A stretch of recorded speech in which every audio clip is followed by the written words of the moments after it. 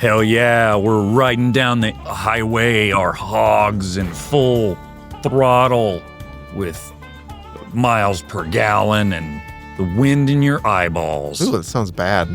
It doesn't sound that bad. Spencer Hendricks. That's why I always wear my helmet when I ride in the highway. Well, you're supposed to do that at all times. On my Actually, motorcycle. You don't when you're in Renegade because... Too cool?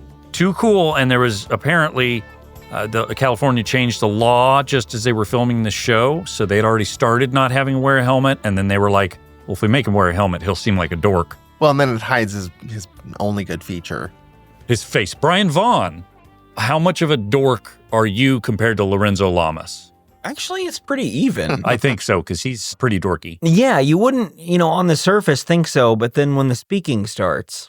He really is not a good speaker or certainly actor, but he's just... He's just very dry and kind of boring and soft. A little too laid back when he doesn't need to be. Like, he just doesn't seem like I don't think he can act. Wow, bold statements here on the Bootu Boys. I don't think he's good at his job. That's what I'm saying. The announcer said it, so we have to believe it's true. We are the Bootu Boys. We are discussing Season 3, Episode 15 of Renegade, Stalker's Moon. It'll be up to you to determine what that means about the whole moon thing, because it's not really present, but whatever. We'll get into that momentarily. This is, of course, our third episode of our Rewind series, where we're taking a look back at old shows we've done. We could redo them because we thought we did a bad job. We could redo them because we thought they were fun. We could redo them because we pulled their name out of a hat. Whatever it may be, we're picking our own shows from our own catalog and revisiting them, and that's what we're doing here with Renegade. And as such, I will not be going back through really in detail the cast, crew, details of the show, that sort of thing, because we've already done it. Episode 21. There you go, 21. If you want to hear that, go check it out, and I think you should, because those were some really fun episodes. We had Johnny Cash showing up and beating the shit out of Reno Reigns, and then we had an episode where Wayne Newton showed up, and some other people beat the shit out of Reno Reigns. Breezer was there. And it's really notable how Wayne Newton's hair color is real and natural. Oh, it's very natural. It's nice and jet black, ink black.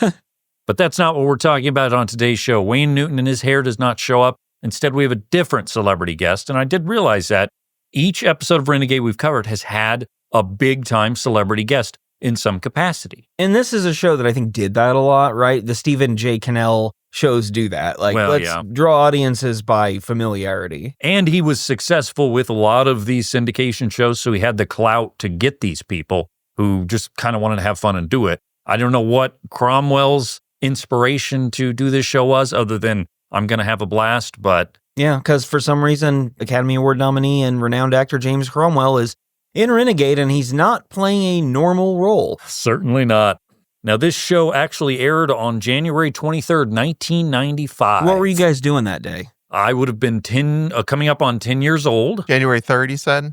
23rd. 23rd. I was going to say if it was the 3rd, that was my dad's 41st birthday, right? Yeah, 41st birthday. He was basically the age we are now, essentially. Yeah, no, it was a couple weeks after that, but I imagine it was right in the middle of like 5th grade, right? Because I think that was 5th grade for us, wasn't it? I think I was probably concerned with like coming off the baseball strike at how shortened the 1995 season would be at the start of it. I was probably playing with the Ninja Turtle or a video game, perhaps. This had to have been really close to when James Cromwell was in Babe, if it was 95, right? Had to have been like I believe that was same 96. time period, So yeah. right I looked this up. He plays the same character in Babe, in Babe as he does in Renegade. Well, at the end of the episode, he flees and escapes. Yep, that's right. Yeah, similar mindsets. Now, this episode got a 5.7 out of 10 on IMDb, which is actually... You got those reversed.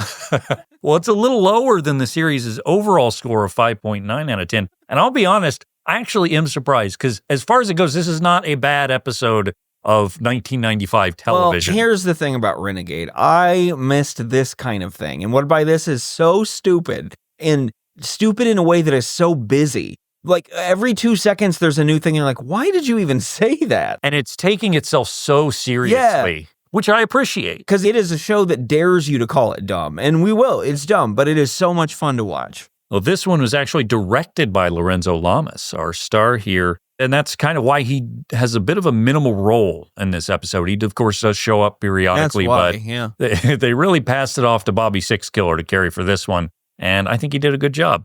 Bobby Sixkiller. is obviously my favorite character regular character anyway, on Renegade. And man, I feel backed up in that watching this episode, 3 years later, because he's great. He really lights up the screen. He is nothing but just full bore, white hot sun charisma. He's only happy. He's not even outfitted. This is a decorated man. And a quick cast rundown. Like I said, I won't talk about them all in detail, but just so you know who's who. Reno Raines is played by Lorenzo Lamas. Bobby Sixkiller is played by Branscombe Richmond.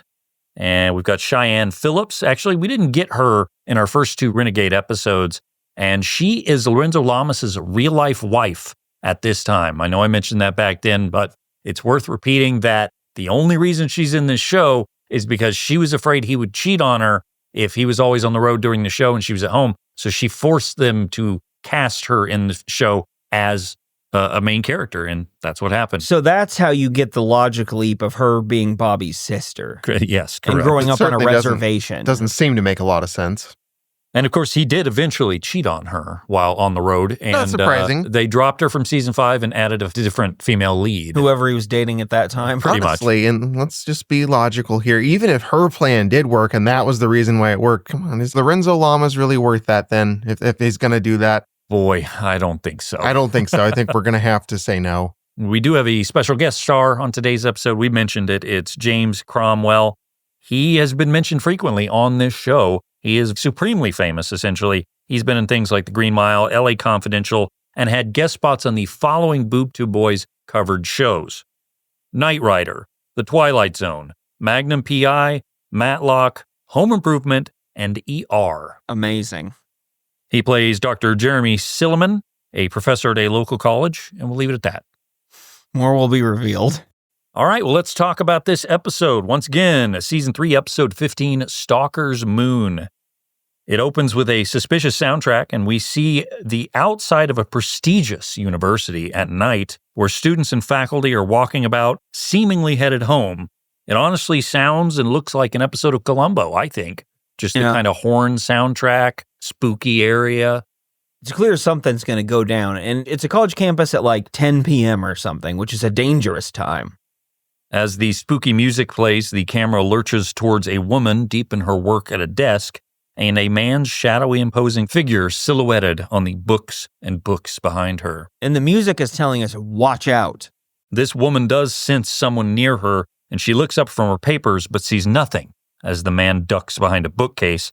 A voice then comes over the speaker system saying the library will be closing soon as the lights over her desk begin to flicker. She turns to gather her things and accidentally drops a book. This woman, this character, who we'll find out her name soon, but one of the worst characters I've ever seen at holding books and not dropping them. It's more than once, which is too many times in an episode. One, I get it. As the tense soundtrack comes to a climax, suddenly we hear a resounding boo out of the background, and she's startled. She looks up to see none other than the 6', 10-inch farmer from Babe, James Cromwell. He's staring imposingly at her from the top of the stairs, which just adds more height to someone who doesn't need it. But it's a little prank. He's being cute. She laughs and says, "Oh, you scared me half to death." And he's for some reason surprised that he scared her, even though he says kidnappings of women are currently going on with a serial murderer. I'm surprised I scared you. So we find out they know one another. We're not to be scared of James Cromwell. We're not to drop our books at his presence. No, not a big deal. And he does refer to himself as an arrested adolescent at heart. Yes. He's also sporting one of the more unnecessary ponytails I've ever seen. He's got a skullet going on. Yeah, his hair's already quite wispy. And it's a little long in the back, but like it could just sit there. Can you guys even imagine what a young James Cromwell would even look like? I think this is him. I think this is him young. So he's 53 in this. Is that what it is? Yeah. So he's 105 now? Yeah, basically. I don't think I can picture that guy not looking like some version of this. Well, our whole lives he's been kind of old. Like that. And he's still active. He is literally acting to this day. He was in all of Secession, which just ended. She does laugh off his little spooky joke and says, "I'll get you back so good one of these days." She won't. No, it's more he'll get her. Well, maybe she will. Well, it's true. They walk down the halls of the library and chat with one another, showing that they're clearly comrades. She says, even with the kidnapper out there, I'm not worried about it. She should be, because she's taken a self-defense class and she has her trusty mace with her. Not the rapper who was part of Puff Daddy's stable in the 90s. Or Mace Windu. Or Mace Windu, not him either. Mace Tyrell. I think we've there's done a lot this of bit. maces. We probably have, yeah. Like 100 episodes ago. I think after a certain grace period, we should be allowed to repeat our old jokes. No Like one's once we gonna get know. like 50 episodes since that joke, let's bring it back. She does say goodnight to him and begins to walk down the foggy street as he goes off in the opposite direction, or so we thought. When the music gets creepy here, she should turn back around and go back inside. Like, that's what I would do if the music got creepy. No, she says, I'll walk forward and not drop my books. That didn't work out. She does quickly notice a man following behind her and begins to panic and walk at a faster pace, constantly glancing backwards towards her pursuer. Makes you go faster. But in her haste again, she drops some more books. It's what she does. And instead of running away in fear, leaving her books to be found later, she stoops to start gathering them up and then looks up, and to her horror, she's met with an enormous, probably 6'10" man wearing a large trench coat, a hat that says SBSC, and a legitimately terrifying Owen Wilson mask. It is going to be really hard to identify this killer. There are so many 6'10", 145 guys running around out there. Yep. It is genuinely frightening to look at this giant smiling man, though, for sure. And he kind of like lurches towards her. She makes a bunch of horrified noises and then lets out that one stock woman scream that's been in like every show and movie for the last 40 years. It's like the female scream of that Wilhelm scream. It's that version of it. The Wilhelmina scream. Wilhelmina. And then this happens. He was a cop and good at his job, but he committed the ultimate sin and testified against other cops gone bad. Cops that tried to kill him, but got the woman he loved instead. Framed for murder, now he prowls the Badlands, an outlaw hunting outlaws, a bounty hunter, a renegade. Fuck yes, is all I have to say to that. Just like Knight Rider, the show feels it is too complicated not to explain every Needs time. to break it down so you don't lose interest. I will say this one, since it started in a library, the thought in my head came, he was a librarian and good at his job. He knew all of the Dewey Decimal System. I really wish that had been like the setting and Reno Range just worked in the library in this episode.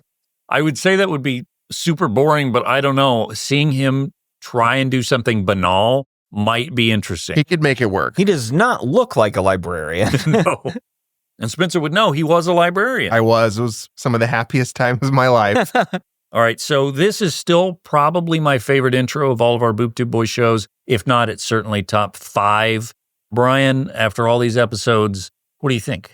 It's tough for me because the song annoys me. I love the song. I really it's like. so hokey. My favorite part of the intro is, of course, the stupid explanation.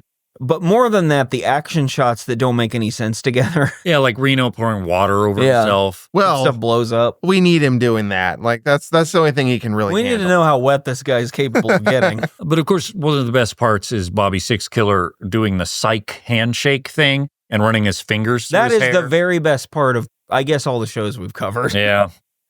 But when we return from the intro segment, we find ourselves at a campsite where Reno Raines is busy sleeping next to his hog. He loves being outside. Just Well- sleeping outside. He's a bounty hunter chasing outlaws, a renegade. So he has to be outside. He looks so content sleeping out there under the stars. Like there's nowhere he'd rather be. But his 1995 cell phone starts to ring, and it's Cheyenne, and she is freaking out. She tells him to meet her and Bobby at China Lake and to get there fast. He has to have like the 3rd cell phone ever made, yet he lives outdoors.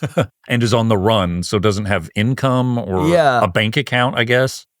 Bobby must just give him cash or something. Yeah, I think so.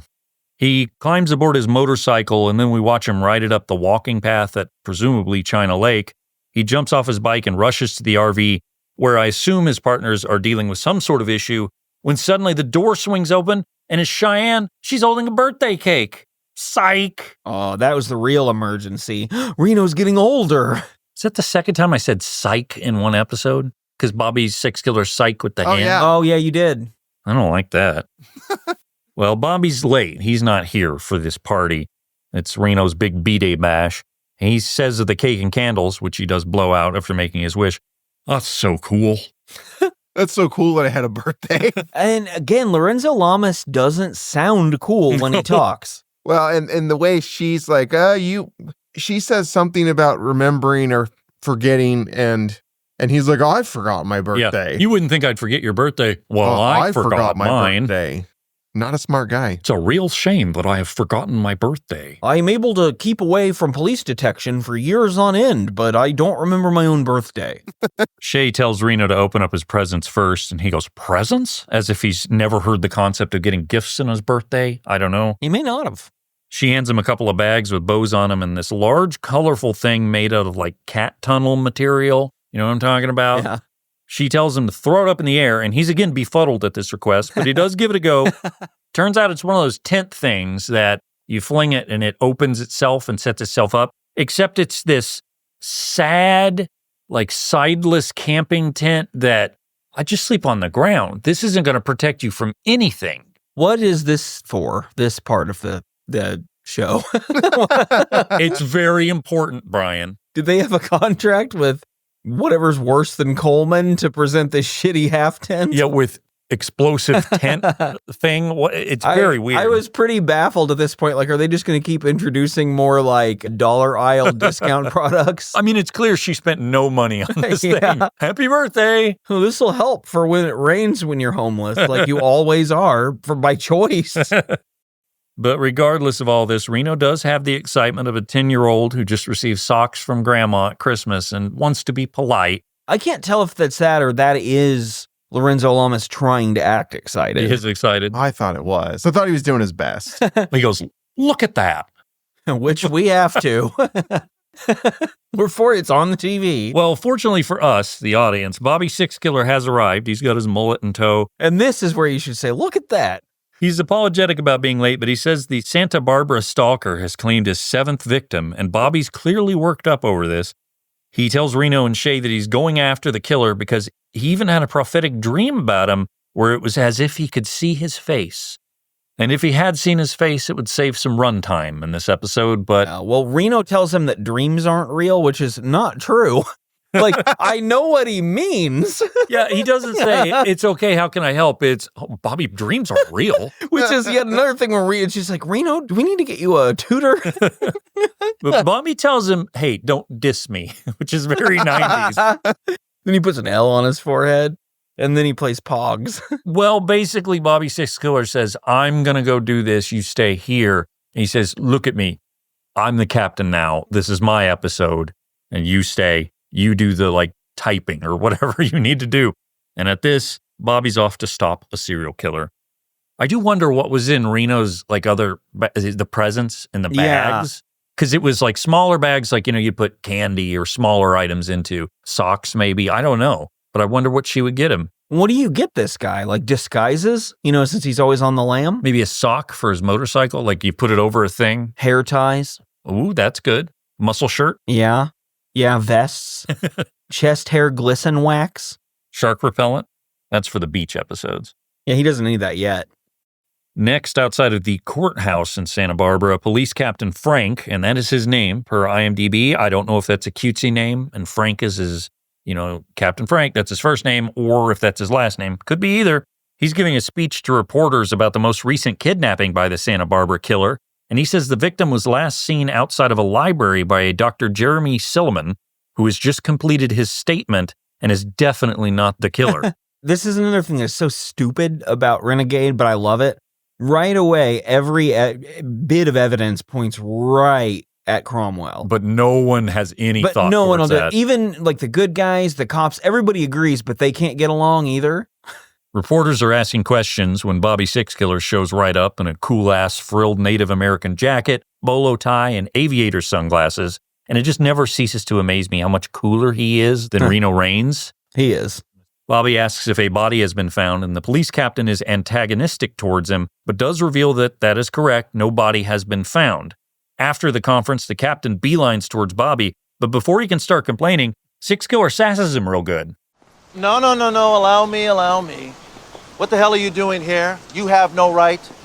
And this is a top priority case, Sixkiller. I don't want any amateurs underfoot mucking it up. Does that about cover it? Sassy. This is an episode full of Bobby sassing people, too. And I love every second of it. He takes no shit. The cop clearly has it out for Bobby, and he says, I know why you're here. You're seeing dollar signs. To which Bobby replies, you wound me, Captain. And every time I hear you're seeing dollar signs, it's a real Claudette moment for me. But then Bobby does ask about that witness the captain mentioned, Dr. Silliman, before making fun of the cop some more. Yeah, Bobby basically says, so he did it, right? You know, Yes. like right away. And the cop's like, no, he's very good. He's James Cromwell. He's a terrific actor. Now, did you guys know that Cheyenne is a hacker? I did not, but now I watched this episode, so I do. Well, she's quite the hacker. She is struggling. She's back at the campsite on her giant Neil Breen laptop, and she's frustrated because she says she's trying to crack the NCIC file on the Stalker case, but guess what? It's encoded 6 ways from Sunday. I also made note of her phrasing. She also does not say she's hacked into just about everything she needs. Now, Reno, who's jabbing at a car battery with some utensil of some sort, he asks her, what's really on your mind? And she says this case is particularly concerning for not just her, but also Bobby. And Reno mentions Six Killer going after a bounty for free is pretty odd, so what's the deal? Cheyenne reveals that back when she and Bobby were living on the reservation, there was a killer loose, the Mescalero Strangler, which sounds way more interesting than the Santa Barbara Killer, but that's life. Anyway, the Mescalero Strangler was targeting, in Cheyenne's words, Anglo women, and it hit both her and Bobby pretty hard since she's obviously an Anglo woman. And that's why Bobby has this weird quirk where he feels aligned against murder. Like it took him knowing there was one. I like this too, like where we have to create a personal connection. Otherwise, no one would believe Serial killer's enough, dude. Like I think anyone would want to stop that if they were in that field. Nope, you got to have that thing that really ties it together. This is Renegade. You don't take this easy, man. No taking the low road. You go high every time because your motorcycle can get up there. Well, it can do flips. She says, you can't imagine it, Reno, wondering if every stranger you see is coming after you. But he can imagine that because he is currently on the run from the police. So, yes. Which he always is. The whole point of the show is he's on the run. Well, that's how he has to live his life. He's a bounty hunter, a renegade. Why did he pick the name Vince Black? I'm sure we've talked about that, but that sounds so fake. But it's pretty cool. Well, yeah, but that's why it sounds fake. Yeah. But that's a good point. It sounds more real than Reno Reigns, though. The plot of the show is Reno Reigns, played by Lorenzo Lamas, was a cop who was good at his job, but he committed the ultimate sin and testified against good cops gone bad, and now he's paying the ultimate price as a bounty hunter, who is named Vince Black, so they don't use his Reno Reigns name and get caught.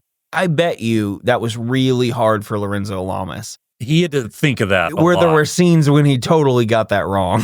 He's like, wait a minute, so I'm Lorenzo, right? No, you're Vince.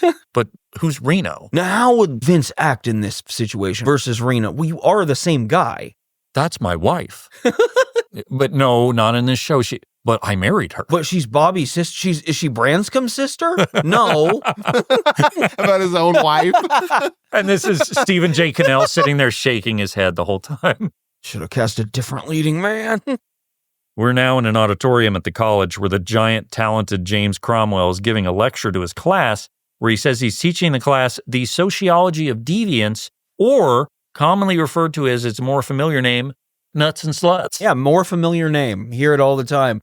This is where we truly understand that James Cromwell is not here simply to collect a paycheck, because even doing this lecture, he's having a very good time. Oh, he's very boisterous. He carries a certain smugness the way he intends to. And I don't think he's smug. I think this is true acting talent. Yeah, that's what I mean. Like he understands the like haughtiness of a serial killer, because that's a real trait, you know, that you often read about. Even when they're messing up, they think they're some sort of god or whatever. Yeah, they see their victims as beneath them. And even though he's turning it up 20% more than he should because he knows he's on Renegade, right, he's getting that right. After the class gets a good laugh about nuts and sluts, the professor says, if you call it nuts and sluts within my earshot, you will be immediately failed. No way either. He loves saying it. Oh, he says it again later. But he does say to treat the subject with the respect it deserves. Now, this whole time we scan across the students, which is a sea of white people, I might add. But there's one dark mulleted body here, and of course, Bobby Six Killer. I think it probably did stick out. Oh, there's a giant adult man. He takes a seat to listen to the lecture, but then Silliman dismisses the class. And considering what he was just saying, which was introducing the topic and the class, did it just start and now it's over? I would think so. That's what I think happened. That was the whole first lesson. I love that about this is such a TV show thing too. Like where it cuts and the teacher will say like the big crux of what they're teaching, like, and that's what anthropology at its core is. All right, dismissed. We got our 3-minute class today. Which, as if you're a college student, you're like, that was awesome.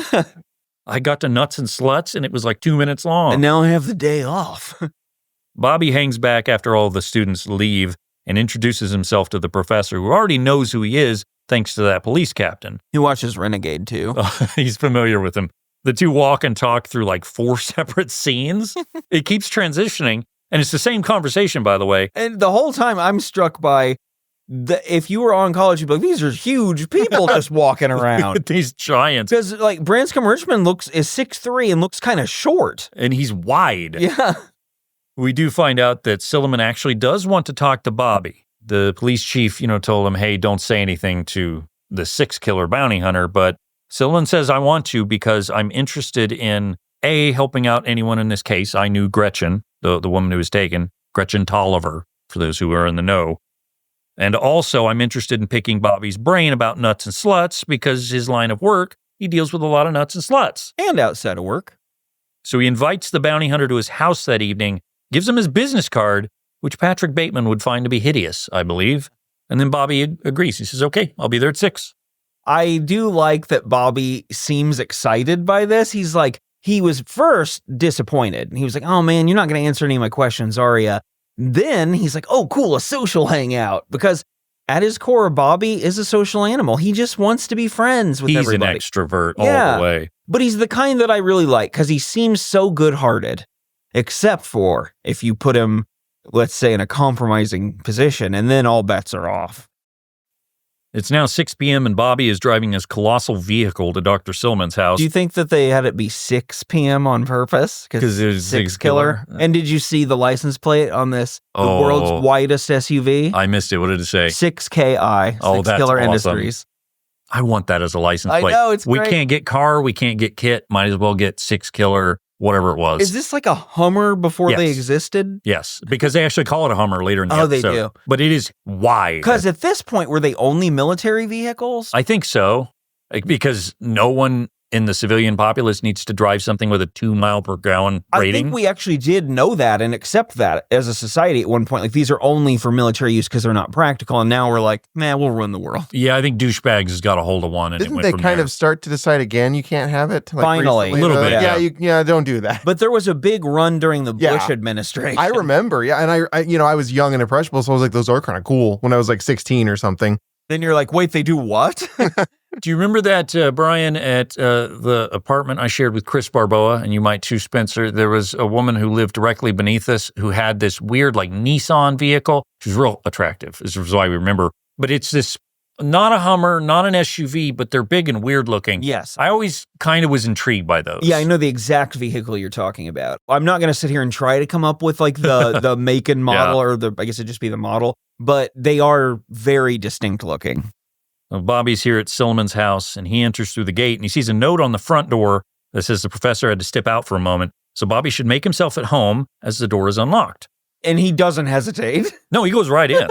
He kind of meanders through the house. He looks at all the weird stuff, including a stuffed Finnick fox, weird oval painting of a medieval noble hag, a lot of lit candles, books, and a Hieronymus Bosch painting, which should probably be a dead giveaway that this guy killed a bunch of people. Yeah, and then he watches Bosch. Also, I love that he left the house with like 1,000 candles on fire. Right. Well, in kayfabe. Something does catch a perceptive bounty hunter's eye, however, and he rushes over to a coat rack where he sees a baseball cap that says SBSC on it. Oh, shit. This is the best.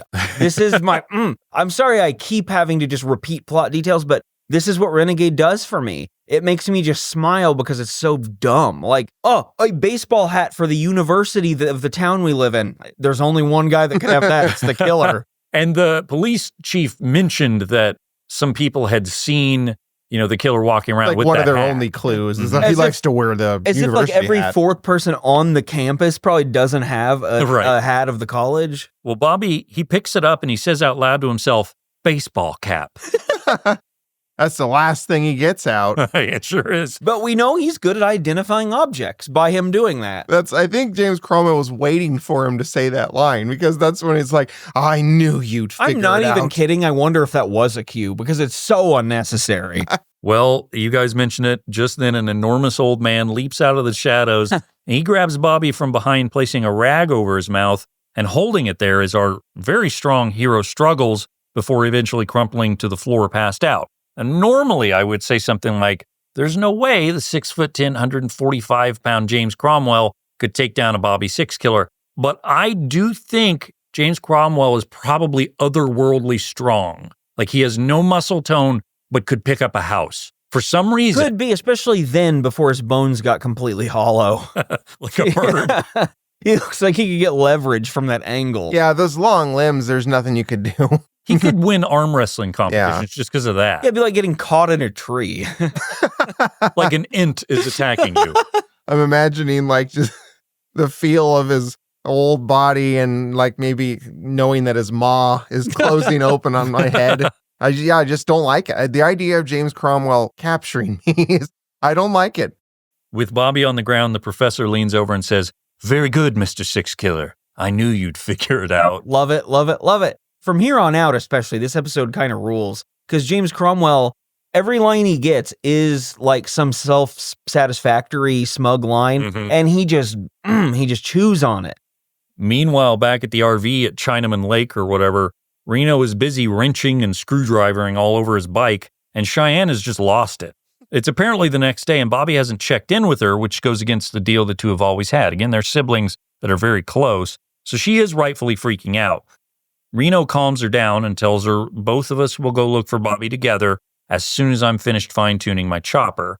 And she does mention, however, that with the killer around, Santa Barbara is full of cops, so Reno has to be very, very careful, but she does agree to his plan. She's right, of course, because as they head to Santa Barbara, they immediately run into a cop on the highway. Reno starts acting like real suspicious. He keeps like looking behind him at the cop. And he's also, as we mentioned, he's not wearing a helmet. And Reno Raines, Lorenzo Lamas, very recognizable guy. So if everybody's looking for you, maybe wear the helmet for that I think reason. what you're trying to say is there's just too much heat on him I still. don't think he's good at his job. Well, and even if he, I don't know, wasn't as recognizable, or like even if people didn't know who he was, he's still someone that people will be drawn to look at. Yeah, like who's this handsome guy on a motorcycle with flowing locks? Another thing is he could just ride in the car with Cheyenne.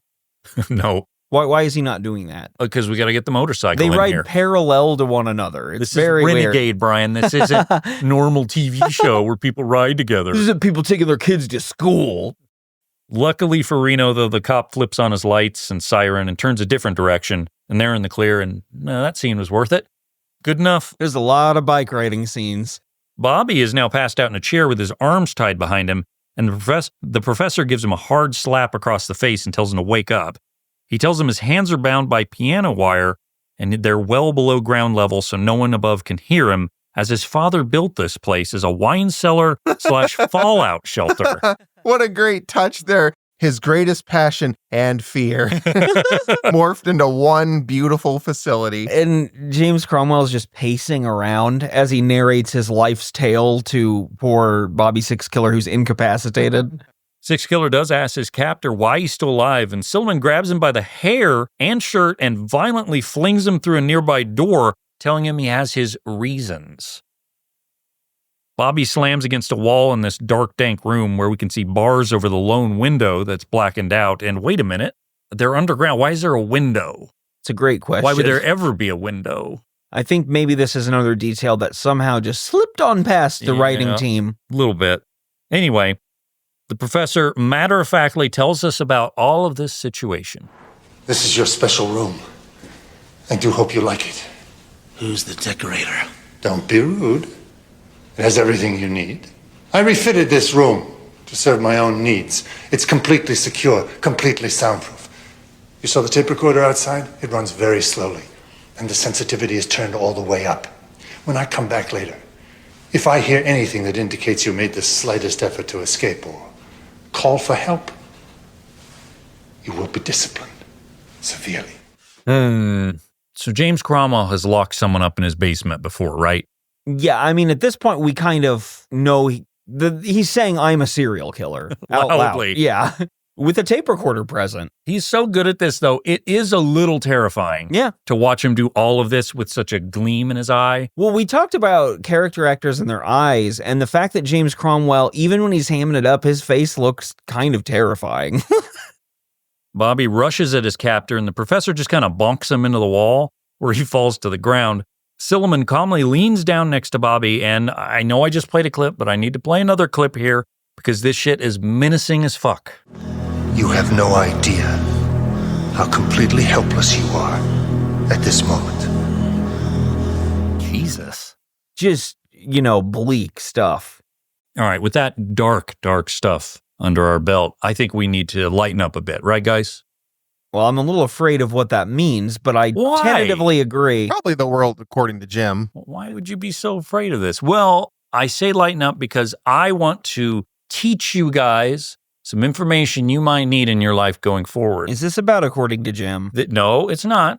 This is motorcycle slang, real or fake edition. Okay. Is there anything about The Sopranos in here? Yeah, maybe a little. Okay.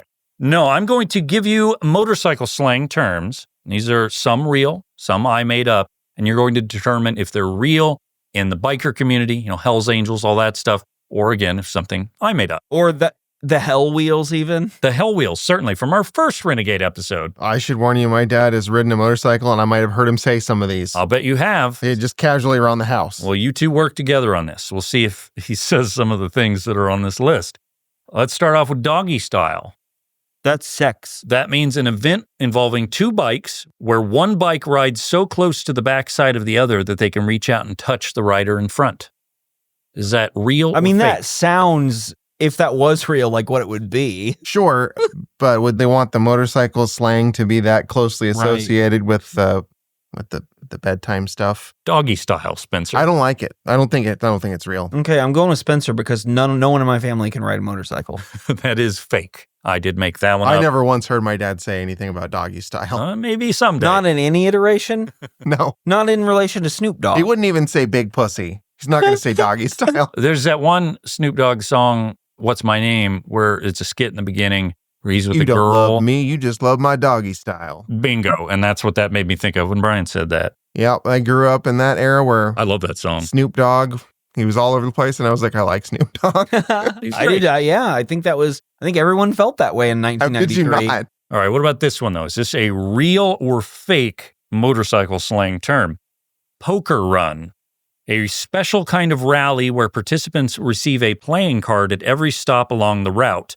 At the end, the rider with the best poker hand wins a neat prize. That's real. They did those at the bowling alley. Okay. Or they had flyers up. You sound confident. Let's do it. It's real. That is real. Good job, Brian. You knew that one. You read the flyers that were put out at your work 15 years ago. That also answers the burning question that's always in the back of my head: are any of these going to be real? There's real. Yeah, there is. So now we know. At the beginning of any of Van's games, that is a doubt that we have to consider. It's why I try to slip a real one in early to assuage now those fears. What about this one? Squid. That's those are in the ocean. A derogatory term for an overly cocky rider, specifically applied to riders who flaunt their lack of protective gear and or try to ride far above their skill level to maintain an image. The squid, though? I'm trying to think of how that would connect. Now, if he'd said something like riders who pour ink all over their head before they go on a ride, I'm like, yeah, that's a squid. Mm-hmm. Real or fake? Squid. But it doesn't sound like something he would make up. No, I agree. It sounds like it's very feasible. Let's do it. It's real. We're just saying it's real. Is there squids in motorcycles? There are squids in motorcycles. That is, in fact, a real slang term for motorcycles. How do you think you say that? Like, we got a squid over there. Look at that squid over there. Or do you say it in an Australian accent? Oh, look at that squid over there. Well, that's not an Australian accent. Bit of a squid? That was kind of JFK a little bit. Look at that squid over there. Let me hop on my chopper. I'd like to fuck the ink out of this one. Give me some narcotics. I have problems. Not for long. My nephew's dumb as fuck. Worst guy there ever is. Brainworms. Maybe one other guy. All right, let's move on. Okay. Is this one real or fake? Sturgis throwdown. when rival motorcycle gangs have a dispute over territory, so they engage in a full-blown tickle fight. Real or fake? Don't think so. Yeah, I'm going to say fake on that one. I think we agree. You don't think the Hell Wheels have engaged in a tickle fight? And make them more likable. That is, in fact, fake. I made that one up. Huh. How about this one? Did I make this up, Brian? Ape hangers. An extremely tall style of motorcycle handlebars associated with cruiser bikes, necessary on some type of hardtails because the rider has to physically pull themselves out of the seat when going over bumps, but they serve a purely decorative purpose on any other kind of motorcycle. Ape hangers. I think that's real. I know what that means. I mean, I know what you're describing. Those, like, when those guys are sitting real low and their arms are all the way up. Yep. You look like an orangutan. I'm fine with going. Yeah, okay. We could say it's real. That is, in fact, real. I chose it because it said ape. That was kind of what I was thinking. Thinking there's a chance you go fake. Just like when you pick a show. If you're looking at episodes and you see ape, you pick it. That's what I'm taking. How about this one? Muffin stops. A notorious rite of passage for new members of a biker group or gang where they have to stop somewhere along the route and buy everyone some muffins. I wish. Muffin stop. I wish that's very wholesome, but I don't think. You don't think that's real? Muffins seem more like a bicycle food. Bikers don't eat muffins. Yeah. You can't join like at Hell's Angels unless you've had at least 45 muffins. Yeah. Maybe like if they had a leather black muffin, with fire on it. Like a Judas Priest muffin. Yeah. I kind of want one now. That is fake. I made that one up. What about this one? Gooseing it. A formation where a group of bikers all ride in a V shape, much like how geese fly through the sky. The lead biker is often referred to as the rumbly duckling. Real or fake? I like this, though. I feel like it could be real. I think it's legitimately possible. Yeah, the bikers over there, they're goosing it. Can they only go north? Yes. Okay. Well, except when it's winter, you go south. Right, yeah. Wherever the warmth is. Yeah. Mm-hmm. Well, I don't know. What do you think? I really thought it was real, all right, up until the rumbly duckling, but Ugly duckling. That was yeah. That's an extra detail that we probably wouldn't hear. Does that mean you're leaning fake? I am leaning fake. Okay, let's go fake. It is fake. I made that one up. What about the sissy bar? That's a backrest for the seat on a motorcycle. Most of the time, people aren't using this term to insult someone. That's just what this particular piece of gear has come to be called. The sissy bar. Okay, I can buy it. Yeah, I buy that too. Yeah, it's real. Although I believe they're insulting people. Now they're just kind of acting like it's not. Like, it's not a bad thing. You're just a sissy. All right, how about the tank slapper? That's a sudden and extremely dangerous oscillation of the handlebars back and forth at high speed, so called because they sometimes move so violently that they strike the gas tank. This occurs when the front wheel loses traction, causing the bike to try and buck the rider off. Can be caused by a problem with the bike or by an operator error, also known simply as a shimmy or death wobble. That's the tank slapper. It's really specific, but it might have been one of those ones where you just really laid it on thick to make it believable. Right. Tank slapper. I could go either way on this one. Maybe it's real, but it's such a long... I think it was too much. I felt like it crossed over into like this. It took a believable concept. Death wobble. Yeah, the ending again. Let's go fake. Okay, yeah. It's a good one. Real. Oh, you finally missed tricked one. us. That is, in fact, a real motorcycle term. We have one more here before we get back to Renegade, and that is, real or fake, the LMM. A group of bikers, often a gang or club, will harmonize songs from the musical Hamilton while stopped at a traffic light. Real or fake? The LMM. So it's the Lin-Manuel Miranda gang. Well, it could be any gang. I'm going to say it's fake. It could be any biker group. They just, when they come to a stoplight. Oh, okay. That's the performance they're giving. They do the LMM. So these are probably like well-to-do Brooklyn bikers. It could be your Southern bikers. You don't know. The Southern bikers who really sing Hamilton songs. Who really into musical theater. You guys said that was real, right? That's I don't think anyone did. That's fake. Not a real one. I made that one up. Really? Huh? Do they sing those on the way to get the muffins? I feel like that's part of that trip. It's all in one go. You guys want to go sing Hamilton and get some muffins? I think guy who gets mentioned on this podcast a strange amount, Aaron Burr, is in Hamilton. I don't think it's a strange amount. What's that? It's a perfectly average amount. All podcasts talk about Aaron Burr. The actor you guys bring up that I'm always like, oh, Aaron Burr, of course. What's his name? Oh, Raymond Burr. Okay, because every time you guys say it, I go, oh, of course, it's the guy who killed Hamilton. Which, maybe. He was old always. Well, now that we've got our court-ordered discussion of Aaron Burr out of the way, let's take a break.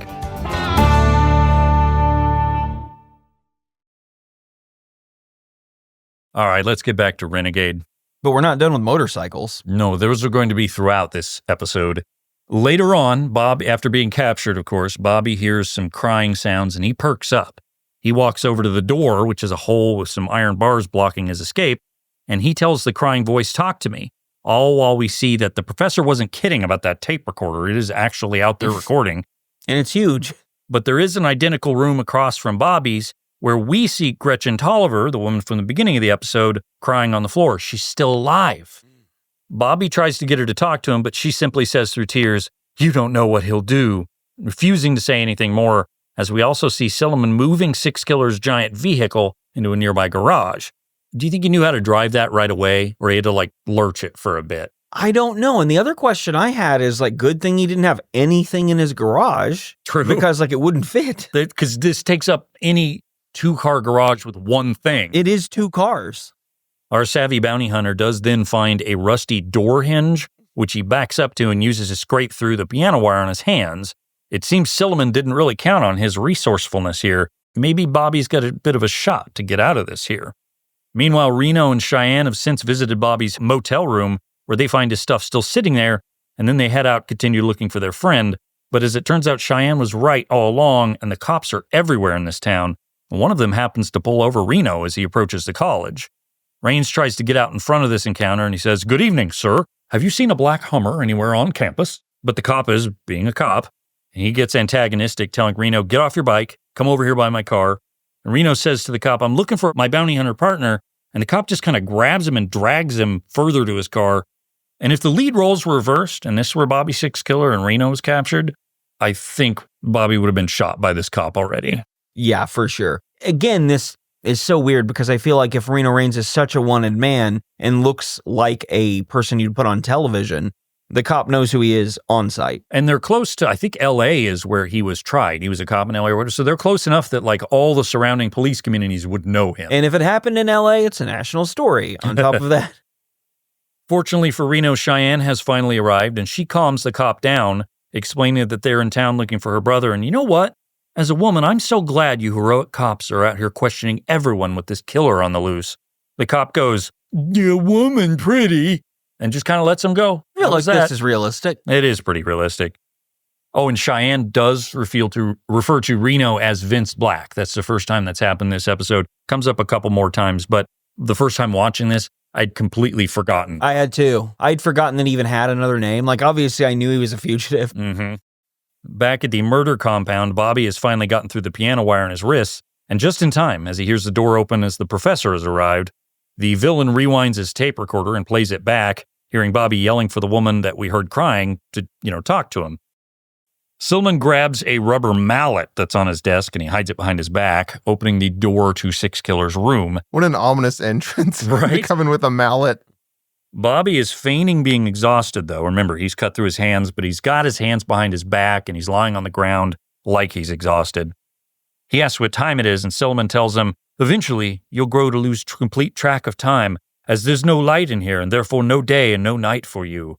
Bobby wisecracks, "Oh, did you bring me room service then?" But the professor merely chuckles. He says, "Your obnoxious sense of humor will go too, probably at about 10 days into this." The professor asks Bobby if he understood the instructions this morning. Were they not clear? Six Killer says, yes, of course they were. So Silliman tells him, "So if you understood them, that means you just deliberately ignored them, right? And in fact, that voice you heard, it wasn't real. It was a test. There's no woman there." Always giving tests like a true professor. Mm-hmm. Bobby gets up and rushes to the door. He's bewildered, and he tells his captor, "I don't believe you. There's clearly a woman over there." The professor says, "Well, what should your punishment for disobeying me be? How about no supper? No breakfast? No lunch for a week?" That's pretty fucking hardcore. Yeah, that's a really severe one right up top. He had me at no breakfast. I would have been No! done. Kill me now. Even one day of no breakfast. Bobby puts himself between Silliman and the door, and again, he's still pretending to have his hands tied behind his back. He asks the professor, "What possible reason could you have for keeping me down here?" And he's met with scientific curiosity as a reply. Bobby then makes his move. He decides it's time to get out of here. He has a quip first. He says, "What, you want to find out if boredom is fatal?" But as soon as he says this, he rushes at Silliman, prepared to take down his enemy. Well, you remember that rubber mallet we mentioned earlier?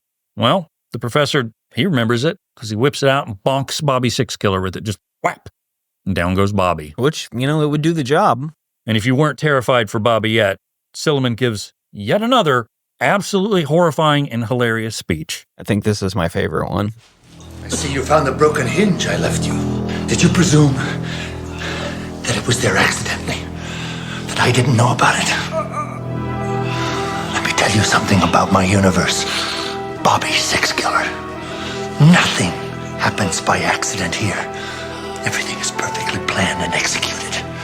That includes every thought you think, every bright idea, every petty little effort to escape, every dream. Because as far as you're concerned, I am God. Whoa, normal guy stuff, just a conversation between two men. Why didn't Bobby Sixkiller tell him this thing he learned just recently in this episode about how the dream's not real thing? When he was like, every dream you have, you're like, I know, my friend Vince Black, he told me dreams aren't real. He denies the very existence of dreaming. I will also point out that it's corny, but I really like the camera work here, where the camera is on the ground, as if we're in Bobby's position, looking up at James Cromwell, who looms over the lens and says this speech to him. I think we have to credit the director. I was Lorenzo just ready to Lamas. say it. You think that was his decision? I think somebody helped him along those. Somebody told him to do that. And But he was also, like, yeah. he might be better at directing than Sure. acting. That's true. It's not a high bar to clear there. Occasionally, I am utterly surprised at how competent Renegade is done. And then other times, I'll watch Reno Raines walking down the street saying, "Well, gee whiz, I sure wish I was doing a better job of something." And it's like, what? How is this a show? That next morning, Cheyenne is at the police station where she runs into Police Captain Frank, who she questions about Bobby. He's really snarky about it all and refuses to cooperate with her or tell her anything of value, but he does let slip about a professor who is helping with the case. And then he also throws in, "That bastard Reno Raines got what was coming to him." Just a totally not just thrown into the script. Doesn't need to be here. He then drives off and leaves Cheyenne to ponder her next move. Oh, and he does say he also has 100 men working on this case from multiple jurisdictions. So how good do you even think your brother is, Cheyenne? And she goes, "The best." Bobby has finally realized the situation he's in now after the "I am God" speech, and he's desperate for some sort of hope. He tries reaching out to the woman he heard crying previously, asking her to tell him he's not going crazy, but he isn't going crazy. And finally, she reveals she's real. She says to the hunk, "We're going to die here." Which, hey, have a little more faith in Bobby Sixkiller. Don't be such a bummer, lady. After all the horrible shit you've been through. I like that when he's yelling at her to do introductions and talk. I feel like she'd be freaked out by when he says, "My name is Bobby Sixkiller." Right. Because he doesn't just say Bobby. Oh, is that a real name or are you dumb? Wait, are you a murderer too? Bobby is reinvigorated at hearing her voice, and he tells her they need to work together. He says, "I'm Bobby Sixkiller. That's my real name." She responds with, "My name is Gretchen," which he then pieces together that this was the previous victim of which no body was found. She's alive, Gretchen Tolliver. Cheyenne, having had no luck with the police captain, meets Reno in a nearby park where he's drinking coffee, like at a Starbucks. It's kind of quaint. It's a nice little area. But he's incognito because he has his sunglasses on. Is that what it is? Yeah. Along with its big black duster, which makes him stand out in a crowd. Yeah, just like regular people wear. She says to Reno the only thing she could get out of the cop was something about a college professor, which, as it turns out, is enough to point them in the right direction, because Reno Raines was reading a newspaper article in which a Dr. Jeremy Silliman was mentioned, and instead of going, "Oh yeah, that's obviously the guy," Cheyenne goes, "Nah, it's a coincidence." But Reno wants to go check on Silliman at the campus. However, Cheyenne kind of protests. Again, cops everywhere, you're going to get caught, Reno. And so Reno goes, "Okay, fine. I'll go back to the motel, hack into the campus computer, cross-check all of the enrollments, and then see if any of the victims had Silliman as a professor." And Cheyenne goes, Oh, that's a great idea. Wait a minute. You can't do that. Wait a minute. You're an idiot. I wish she would like try to distract him again. Like, oh, it's your birthday again. It would work. Go give him some more presents. That same tint thing. Yeah, he starts fucking clapping and she's throwing tints in the air left and right. She just leaves so she can actually finish the case. But Reno does say, no, you're right. I can't do that. I'm clever, apparently. Can't do very many things. You know, we'll find out. I actually, by the end of this episode, haven't done much. But I'll go find the professor. Wah, wah, wah. She does those things. Did you just make a trombone sound? I guess I did, didn't I?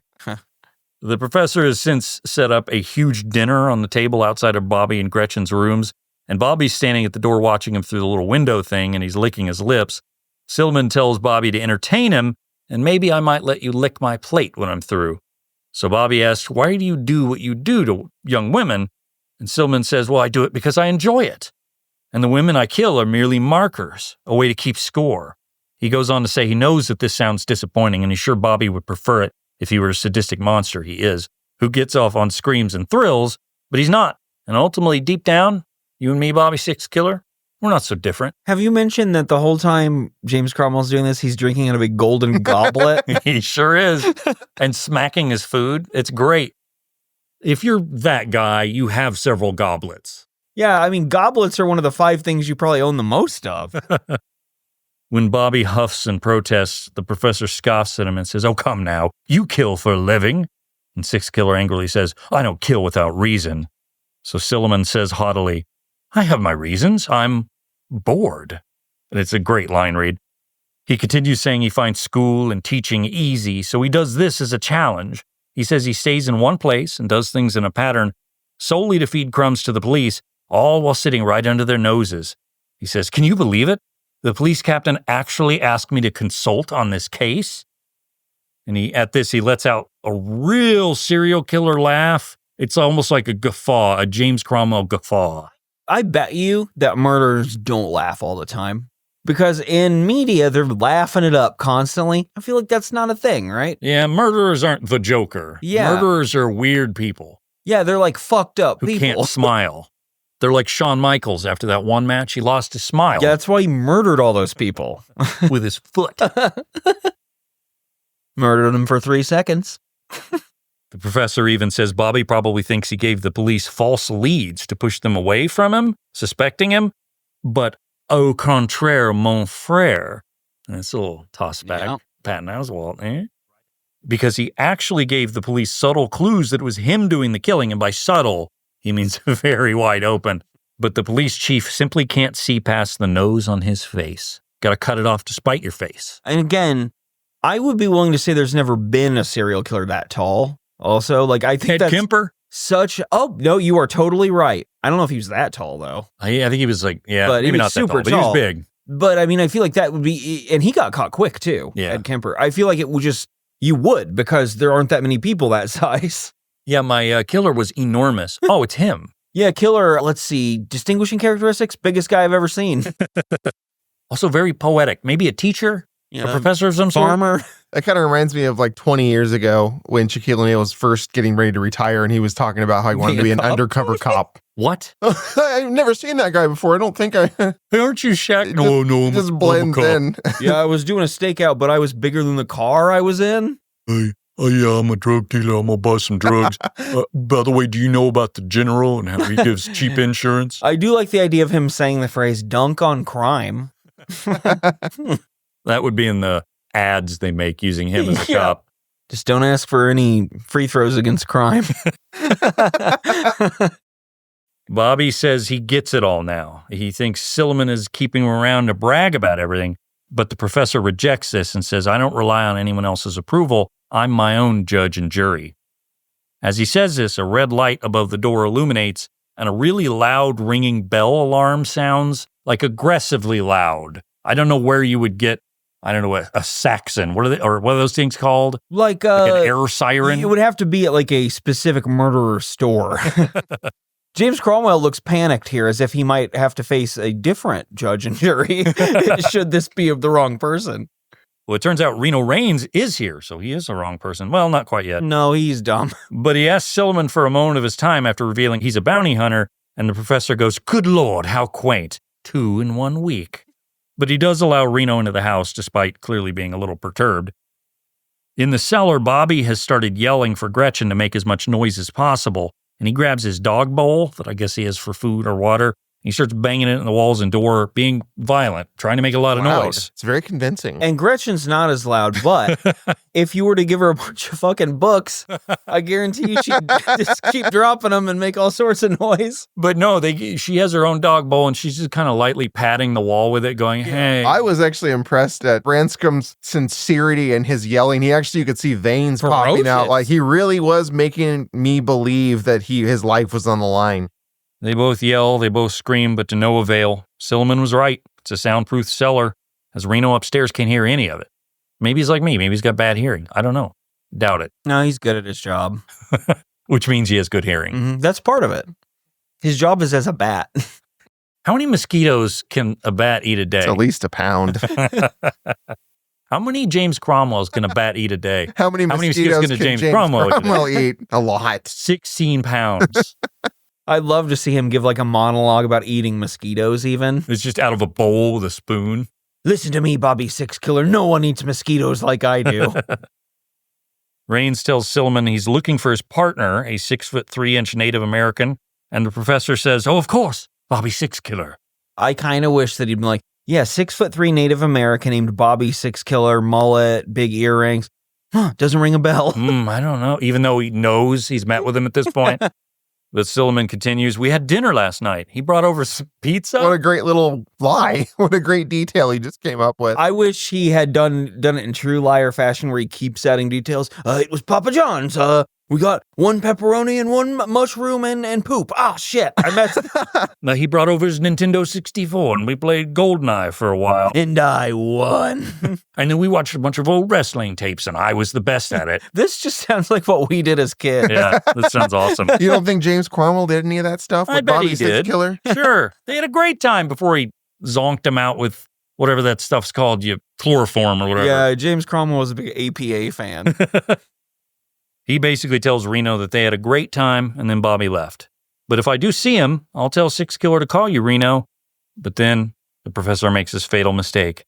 He says he doesn't mean to rush Reno off, but he does have a lecture that night, and he must do a review of his notes.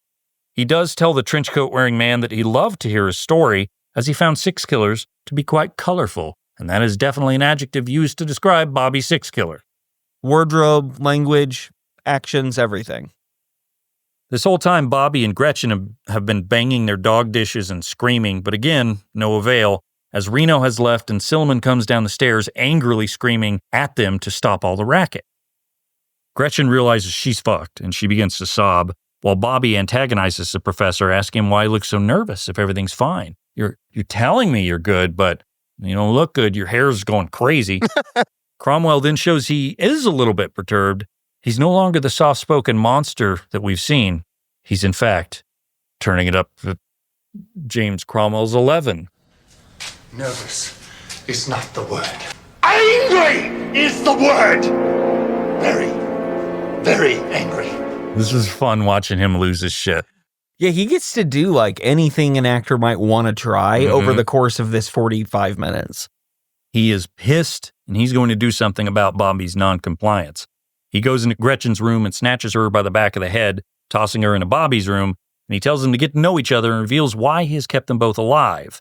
He says they are his insurance policy. In fact, if he's ever caught, think of how excited the police will be to learn that he has former captives alive. They're not dead, and so then he can use them as leverage. The problem is, for Bobby and Gretchen, that he doesn't need both of them. So he says he's going to give them 12 hours to ponder which one of them he's going to kill or exterminate when he gets to the end of the time limit. Gretchen and Bobby clutch each other as the soundtrack swells, and Silliman leaves them alone to consider their fate. When the James Cromwell, Bobby Six Killer Gretchen scenes end, I always felt a little bummed. Like, we have to go back to Reno and Cheyenne just being like, what do we do now? Mm-hmm. Well, gee, Cheyenne, I'd like to do this. Reno! That's Reno, it. I have an actual idea. All the while, Cheyenne is now back at the motel. She's clickety-clacking on her Breen laptop, and Reno kind of wanders into frame and tells her Bobby did see Dr. Silliman, so they at least do have a bit of a small clue to go on. Rain says, I couldn't get much out of the professor because he has a lecture that night. Well, darn. He weren't no teacher that night. I couldn't have said it better myself. Tuesday not teach. And that's something that took him a whole day to grind his way towards, or however long it's been, where he's... It's been a week. Well, he had to learn the orders of the days first. That took 6 days. So you're telling me they all end in day? That seems a little obvious, don't That's you think? confusing. He did realize Silliman said he has a lecture to teach on Tuesday, but he doesn't teach on Tuesdays. It was a lie. So the two empty-headed bounty hunters realize something is amiss here, and they leap into action. Rather than be really concerned about his potential impending death or the death of the woman right in front of him, Bobby Sixclaw is instead reinvigorated now. He tells Gretchen that they just need to figure out a plan to get out of here, but she's of course worn out and terrified, but does perk up and asks, who? When Bobby Sixclaw says, I think I know who that was up there that showed up, and his response is, Lorenzo Lamas. And she says, who? Yeah, and if she really knew it was, she's like, we're fucked. He's not going to figure it out. He's not good at his job. He's so stupid. He's pretty but ineffective. But just then, Silliman comes back downstairs. He's wearing a beanie, and he asks Gretchen to come to the door. Hello, kids. Do you want to go to the show tonight? Hello, fellow children. But he does say, Gretchen, please come to the door. It's quite polite. But then he does end up having to threaten her because she won't come over. And he says, if you come over, I won't hurt you. If you don't come over, I will hurt you. So she does. You got to go. Yeah. Plus, you guys have to hear my legitimately awesome idea. It's not convoluted at all. He handcuffs her through the door window. So she puts her hands through. So she's stuck there at the door, handcuffed. And he even gets a little dig in at Bobby in the process. He goes, oh, these are your cuffs, by the way. But there's good news and bad news with this. The good news is Reno and Cheyenne know something's up with Silliman, so they're on their way to do something about it. The bad news is we see the police captain, Frank, and the cop who tried to harass Reno earlier. They are in a car watching Reno and Cheyenne leave, and the captain gets in on the radio and says he's in pursuit of noted cop killer Reno Raines. Uh-oh. And he believes, you know what? This guy must also be the John Q. Hammond's community college killer or whatever it is they're looking for. Well, do you have any more bad news? Of course, there's even more bad news now. As the professor is filling a needle up with some sort of compound, some liquid. It's homicide juice. Well, yeah, Bobby, he demands to know what's in it. And the professor says it's pentyl dioxynecronase. And I looked that up. I wrote it all down so I could look it up. It's not real.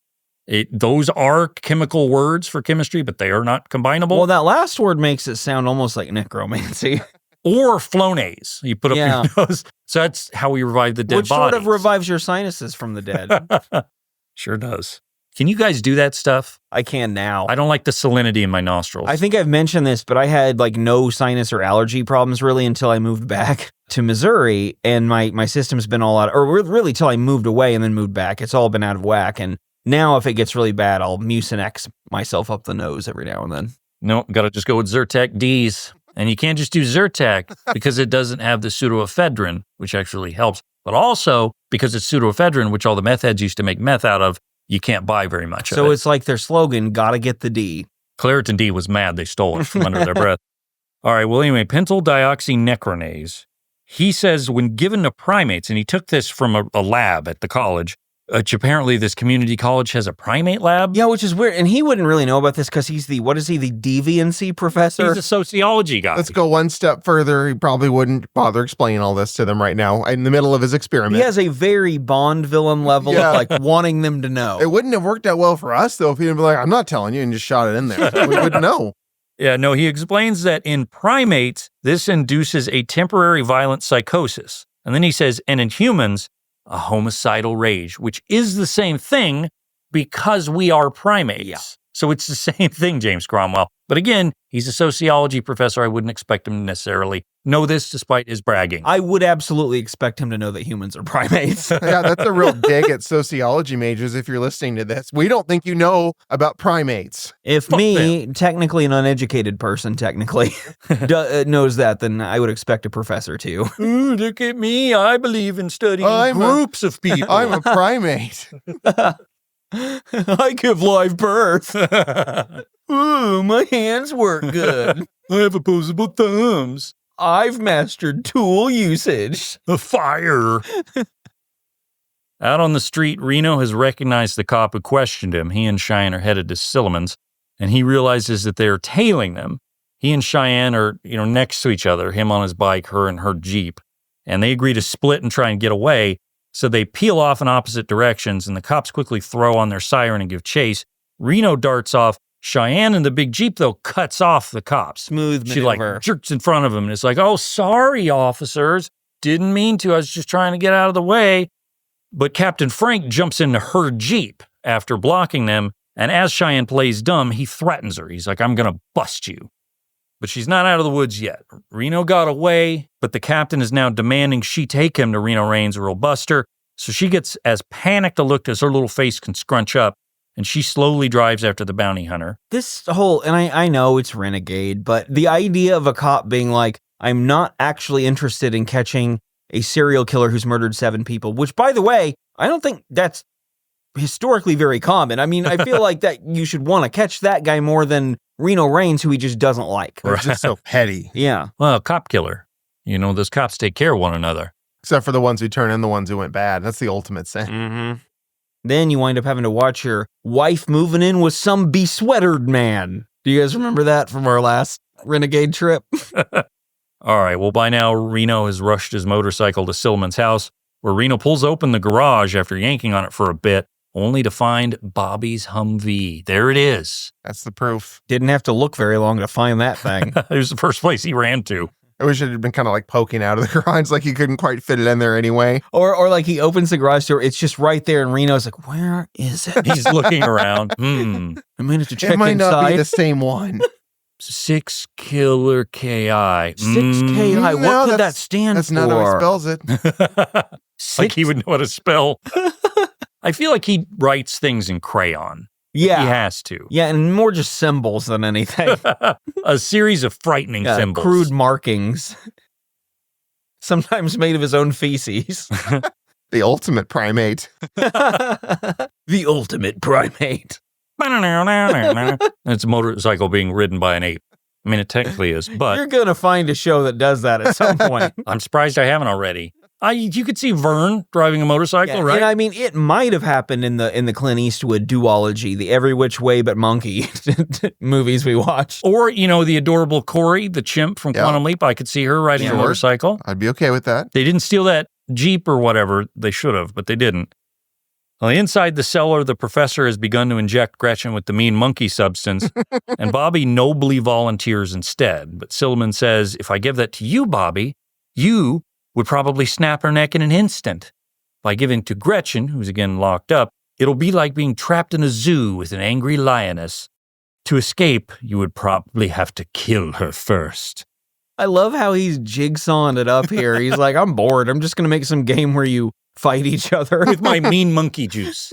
I mean, I'm about to be caught and I kind of know it, so.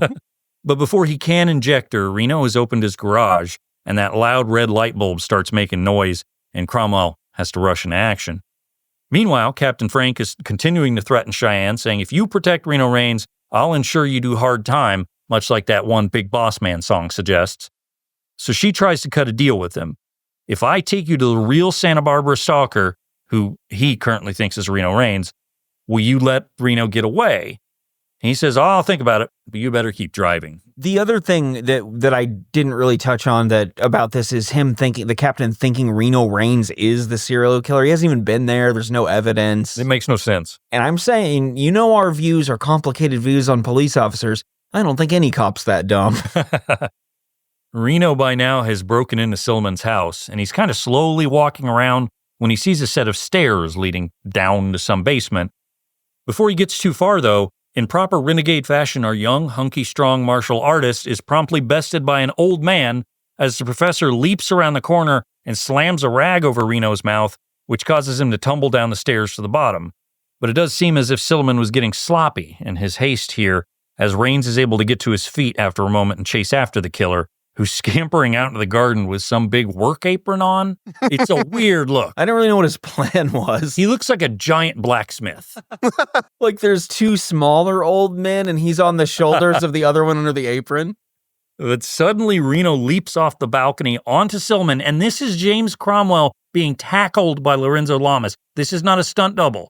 It's wild I how yelled this happens. spear at my TV like 15 times. Well, Katie likes to bring up Roman Reigns and call him Reno Reigns. No joke. She does that all the I time. didn't even think of that. Yeah. And yet here it is in full display. Now, I didn't see if he punched the porch before jumping off it or not. It's assumed he did. Now, I admittedly haven't seen an ounce of WWE wrestling in years, so I don't know if Roman Reigns is better on the mic, but he was just as bad as Lorenzo Lamas. People last like I it heard. now. I haven't watched it in 3 or 4 years. Well, I think they made him a heel finally. Yeah, and that's what what you needed to people do. like. Yeah, because that's the thing about wrestling, and I would say the same goes for Reno Reigns, which is if maybe you're a little limited, just be mean. Yep. But Reno's nice, so he comes across dumb. Reno needs a Paul Heyman, which I guess he has in Bobby Six Killer. Yeah, he totally does. Spencer's just like, somebody, good God. somebody who won't quit talking. Yep. I do agree 100%, though. It's a lot easier to enjoy a limited character if they're bad. Yeah. Mm-hmm. You can't have a dumb That's good actually, guy. yeah, that's actually beyond wrestling. I mean, I think anything. even TV shows, if you just make them weird and bad, that works.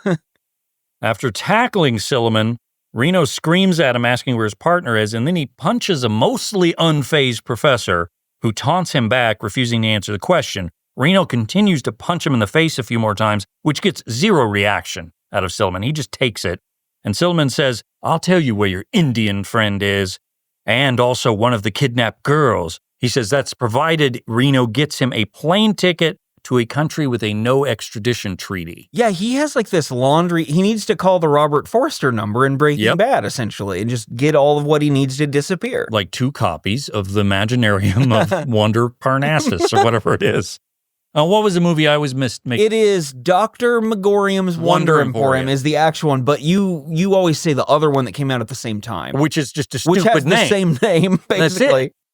Dr. Parnassus's Wonderful Asses, or whatever. Colorful caramel toy or whatever. I don't know. Caramel toy. I just eat that thing. Oh, no, you play with it. Well, I was playing with it, and then I accidentally ate it because it was made of caramel. Silliman says he believes he has Vince Black here cornered, and he continues to mock him, saying, I've got you in the palm of my hand, and maybe, after getting me all the things I want, I'll call you up, Vince, and I'll tell you where Bobby and the girl are. But Vince says, hey, there's just one problem. I'm not a cop. And then he punches the professor in the face a bunch of times, and he says, my real name is Reno Reigns, and guess what? I'm every bit the criminal Silliman is. You've seen me on the TV. And Silliman even confirms this, saying, you were in the court case last year, that big deal, killing the cop. This sort of backs up what we were saying earlier, that like He's the infamous. cops should definitely recognize him if citizens do. Reno says, I'm the one man you didn't want to find you, yet here I am. Reno pulls a gun out of his pocket and puts it in the tall man's chest. He says, I've got nothing to lose, so tell me where they are. I got to tell you, putting Lorenzo Lamas in scenes directly one-on-one with James Cromwell, that doesn't do him any favors. No. When they exchange lines, it is like, whoa, thespian. And then the next guy, it's like, oh, you got your uncle to read with you. Like, it just sounds like a guy saying words. Silliman realizes I have no other option. I'm screwed here. Maybe I can come up with a plan later, but right now I have to go along with this gun-toting maniac's plan. Meanwhile, Cheyenne and Captain Frank have arrived out in front of the house, and she kind of like curb hops the Jeep. It's a real awkward park job on the Jeep. She hops out demanding to know if her and Frank have a deal. He goes, sure. After Silliman's found guilty, I'll let Reno go. But not until then. She is pissed at this. She thought they had a deal. She says, you're a liar. And she takes a swing at a cop, which is never a good idea. Already you're in jail for what, like 15 years if you do that? Yeah, if she's not just shot randomly for the fun of it. But he kind of catches her by the wrist and he restrains her as police sirens rage in the background and cop cars arrive. Silliman has then brought Reno to the cellar where Gretchen lets out a scream of hope, and he begins to take the cuffs off that bind her to the door as the professor sees his opportunity and rushes up the stairs to escape. But by now, Cheyenne has gotten free from Captain Frank, and she sees someone coming. She hides around the corner. She gets her chance to beat the shit out of an old man as well, and she does so. Kicks him in the gut, punches him a bunch, slams him against the wall, and he takes every bit of it. Cromwell did not have a stunt double. He said, fuck me up, and they did, and it was amazing. Well, Cromwell on the weekends, he gets in MMA fights, like for fun. Again, I told you he's probably crazy strong. They call him the pretzel. He's like Slender Man, but human. Reno gets the door to the cell open and Bobby tells him to run, so he rushes off before the police can catch him as Cheyenne continues to manhandle the serial killer. Captain Frank rushes in just as Reno escapes, and he quickly makes the right decision here finally when that cop from earlier says, "Hey, should I chase the other guy, that Reno?" And Captain Frank says, "Nah, forget him. Instead, read Dr. Silliman his rights and get Bobby and Gretchen some medical help." You know, he didn't even need to be here. If we'd just come here, we could have just solved the case. As the rumble of Reno's hog fades into the background and Silliman is taken into custody, Cheyenne embraces her brother Bobby as he tells her she done good. She done real good. Much later on at the courthouse, Bobby's in his finest frilled jacket and bolo tie. He's standing next to Captain Frank, who's giving a speech to reporters, and he says Dr. Silliman has signed a confession saying he committed murders of 8 women and 1 man, and he's also not going to plead insanity. So they don't have to worry about it. Case closed. Which, seeing the character the whole episode, it's like this checks out that he'd be like, yes, I will brag about the crimes I've committed. Now that he's and caught. then have very specific, things he once said. Or He wants interviews. Captain Frank introduces Bobby to the reporters, who then in turn introduces his sister Cheyenne. I think he introduced someone named, Robert Sixkiller. Yeah, he gives him the polite name, Mr. Robert Sixkiller. Oh, please, call me Bobby. Robert was my father. Call me Bobby Five Death. A reporter then says to Bobby and Cheyenne, onlookers say another man was present at the scene, a man who looked like the wanted criminal Reno Raines, Lorenzo Lamas. Can you comment on that? And Bobby says, yes, I can comment on that. It was just my sister and me. And that's it. That's in. Into the episode. So mass murder has killed 9 people. First question at the press conference, was Reno Raines there? They have their priorities straight. They watch Renegade, Brian. I forgot. They're like, can we get to hear the... I forgot how popular the show was. That's it. That is our third incursion into Renegade. I have a few questions. Mm-hmm. First and foremost, how good on a scale of 1 to 10 was James Cromwell in this episode? What do you give him? I think, well, obviously, it's capped. No one can really get a 10 right. in these shows we cover. But I mean, this is about as good as you can do with a hammy role and not be deliberately hamming through the roof. I think something you said earlier is very important, which is he recognizes this is Renegade. Yeah. So he plays to Renegade. How do you play a good serial killer on Renegade? Mm-hmm. That's what he's asking himself, and Which is a really hard thing to do. Yeah. And I give him a 9 because of it. I think this was an almost flawless performance. I don't think he could have done any better. Mm-hmm. Great stuff. Of the 3 episodes, which is your favorite? As a reminder, we have Wayne Newton in the helicopter and his wife being kidnapped by the Australian people with Breezer, I might add, and Max, the guy on meth and the Hell Wheels. Then in the other episode, we had Johnny Cash as a ghost being delighted that ice and bathrooms were in the same place. And then we have James Cromwell as a serial killer. It's recency bias probably, but I just don't think you can top this one between the 3. I actually firmly agree. In terms of the whole episode, this one was the most fun. I wanted to say the Johnny Cash one, but I agree. It's this one. This one is wild. The other ones had some really hilarious highlights, but they also had some longer, boring stretches. This one just felt very, very propulsive start to finish. And I think James Cromwell was a huge part of that. Yeah, definitely. I thought, honestly, it was going to be a little bit of a slog to watch this one. Instead, I was just riveted most of the time. Yeah. Yeah, all right. So that's going to do it for our coverage of Renegade. If you like what we do, you can find us all over the interwebs. Check out social media sites, Blue Sky. We've got some stuff up there. Well, one of the 3 of us does. Maybe one of us will soon. It's coming someday. It'll happen. It's boiling. You got to get it ready. And then the pasta will be done and you put it on the plate. Yeah. You can also find us on youtube.com/Bootu Inc. We are on patreon.com/Bootu Inc. And it's free. There are bonus shows on there. There's Aerosmith stuff on there. And you can give us money if you want because you're like Aerosmith. I do like how you mentioned there's Aerosmith stuff because it's there. not just the one thing at all. There's more on there. You might have to dig, but maybe I tagged them that. I'm not sure.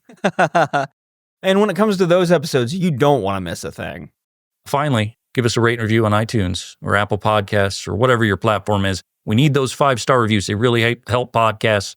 I'm not going to get a tattoo because Spencer put the kibosh on that. I said you could necromance it. Maybe it's too soon. It's way too soon. So I don't really have anything for that. So we'll say forget it. But what I do have is the next show we're going to cover because we're doing another round of Bootu Boys Rewind. What? Back to Brian. You did Knight Rider first, so we need to see what you've decided to do for your second episode to cover. And again, the rules are these have to be a show you picked that you covered in the past that you wanted to revisit for any reason. What do you have? Well, I thought about perhaps choosing a show that I wanted to do a critical reevaluation of since we did kind of a goofy show last time I picked with Knight Rider.